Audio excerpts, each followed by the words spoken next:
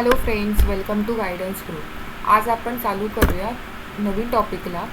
आणि जो प्रत्येक कॉम्पिटेटिव्ह एक्झाममध्ये किंवा ज्या काही एक्झाम्स येतात आपल्या कॉन्ट आणि लॉजिकल रिझनिंग रिलेटेड, त्याच्यात इम्पॉर्टंट असलेला हा टॉपिक आहे, ज्यात आहेत लॉजिकल प्रॉब्लेम्स. हे बेसिकली आपल्या लॉजिक रिलेटेड प्रॉब्लेम आहे. त्यात कुठच्याही प्रकारचं फॉर्म्युलाज किंवा काही बेस नाही आहेत. जे आपलं लॉजिक लागणार आहे त्याच्यात हे इम्पॉर्टंट आहेत आणि त्या बेसवर हे सॉल्व होणार आहेत. तर हा थोडा डिफरंट टाईप आहे. याचे आपण क्वेश्चन्स बघू. सो फर्स्ट क्वेश्चनला सुरुवात करू. क्वेश्चन नंबर 1मध्ये आहे, Tanay is older than Eric. Second statement आहे, Cliff is older than Tanay. ठीक आहे, म्हणजे ह्याच्यात ओल्डर दॅन कोणापेक्षा आहे? एरिकपेक्षा. आणि क्लिफ कोणापेक्षा आहे? तर तनयपेक्षा. मग Eric is older than Cliff. Eric हा क्लिफपेक्षा ओल्डर आहे असं त्यांनी म्हटलेलं आहे. आणि आपल्याला क्वेश्चन विचारला आहे, if the first 2 statements are true, the third statement is, असं विचारलं आहे. ठीक आहे, मग आता थर्ड स्टेटमेंट करेक्ट आहे की रॉंग आहे हे फाइंड आउट करायचं आहे. आता पहिल्या 2 स्टेटमेंटमध्ये पहिली 2 स्टेटमेंट तर करेक्टच आहेत, एवढं तर कळलं. आता तिसरं फाइंड आउट करायचं आहे. तिसऱ्यामध्ये बघा, जर बघायला गेलं तर Eric is a youngest of the 3. Eric हा या तिघांपेक्षा म्हणजे क्लिफ, तनय यांच्यापेक्षा यंगेस्ट आहे. तो तनय, क्लिफ आणि एरिक ह्यामध्ये तो खूप यंगेस्ट आहे, म्हणजे लहान आहे. सो थर्ड स्टेटमेंट काय येणार आहे? थर्ड स्टेटमेंट हे फॉल्स येणार आहे, कारण Eric is older than Cliff सांगितलं आहे. तर क्लिफ हा ओल्डर दॅन एरिक येणार आहे. सो आपलं आन्सर काय येणार आहे? तर आपला आन्सर बी येणार आहे. मी एक्सप्लेनेशनमध्ये पण दिलेलं आहे, because the first 2 statements are true, Eric is a youngest of the 3, so the third statement must be false. कळलं इतकं तुम्हाला? सो आता आपण नेक्स्ट क्वेश्चनकडे जाऊ. असेच काही क्वेश्चन्स आहेत जे आपल्याला बघायचे आहेत. नेक्स्ट आहे, blueberry cost more than strawberries. ब्ल्यूबेरीची कॉस्ट स्ट्रॉबेरीपेक्षा जास्त आहे, म्हणजे कोणापेक्षा आहे कंपॅरिझन ते लक्षात ठेवा. नंतर आहे, blueberry cost less than strawberry, असं सांगितलं आहे Raspberry.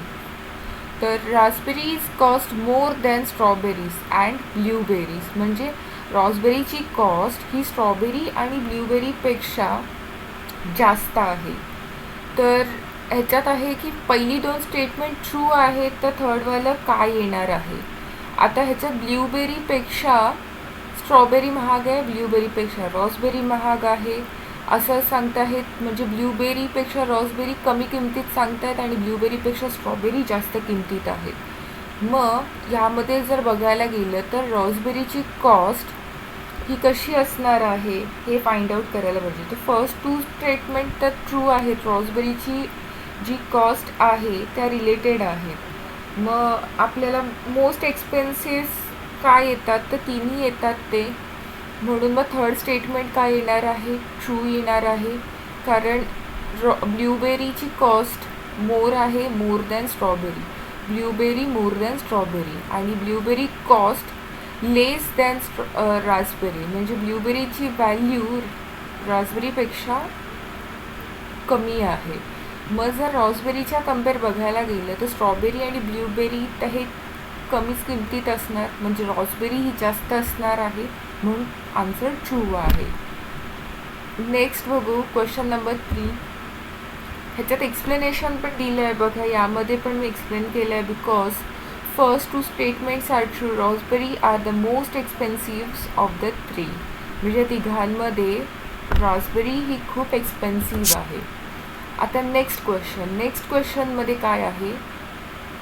All the trees in the parks are flowering trees. सगळे ट्रीज म्हणजे जी झाडं आहेत ती फ्लॉवरिंग ट्रीज आहेत त्या पार्कमधली. नेक्स्ट आहे statement, some of the trees in the park are डॉगवूड्स.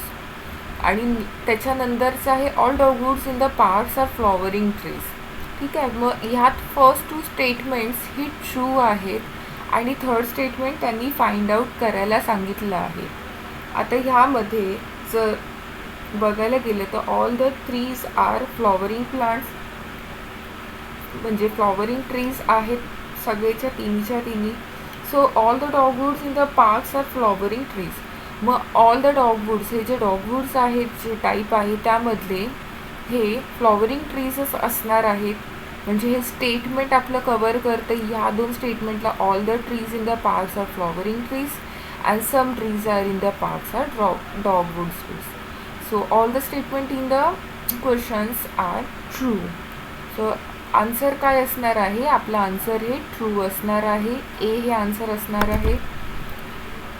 एक्सप्लेनेशनमध्ये पण आहे all the trees in the parks are flowering trees, all the dogwoods in the parks are flowering trees. Done.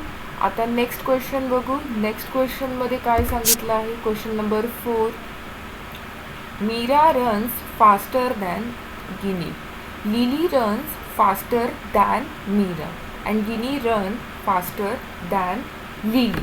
म्हणजे कोण कोणापेक्षा, हे comparison in short आहेत ह्या स्टेटमेंटमध्ये. आता Mira कोणापेक्षा fast आहे? तर गिनीपेक्षा. ठीक आहे, म्हणजे ही ग्रेटर आहे यामध्ये. Lily runs faster than Meera. Lily कोणापेक्षा फास्टर आहे? तर मीरापेक्षा. आणि Ginny runs faster than Lily. पण गिनी कोणापेक्षा फास्टर आहे? तर लिलीपेक्षा. गिनी इथे ग्रेटर आहे. मग ह्या स्टेटमेंटमध्ये जर बघायला गेले, पहिले दोन जर ट्रू आहेत तर तिसऱ्याचं आन्सर काय येणार आहे? ह्या दोनमध्ये तर क्लिअर कळतं आहे मीरा आणि लिली या दोघीजणी फास्टर आहेत. मग ह्या स्टेटमेंटमध्ये जर बघायला गेलं तर गिनी ही स्लो आहे प्लेयर. मग गिनी ही स्लोअर असणार आहे rather than faster than lily. म्हणून हे स्टेटमेंट आपला काय येणार आहे? तर फॉल्स येणार आहे. इथे फास्टर आहे, तिथे स्लोअर असायला पाहिजे. मग आपला आन्सर काय असणार आहे? आन्सर बी हे आपला आन्सर असणार आहे. We know from the first two statements that Lily runs the fastest. Therefore, the third statement must be false. Done. इतकं कळलं. आता आपण लास्ट क्वेश्चन्स बघू. Question number 5. क्वेश्चन नंबर 5 आहे हा. त्याच्यात सांगितलं apartments in the Rivertal Manor cost less than apartment the Gaslight Commons. Next आहे apartment in the Livingstone gate cost more than apartments in the Gaslight Common. Of the 3 apartment buildings the Livingstone gate cost the most. असे statement आहेत. ह्यात ही जी दोन आहेत, ही दोन तर त्यांनी सांगितले ट्रू आहेत. मग तर थर्डवालं जे आहे ते फाइंड आउट करायचं आहे. आता त्याच्यात बघायला गेलं तर since the Gaslight Common cost more than the Riverdale manor of the Livingstone gate cost.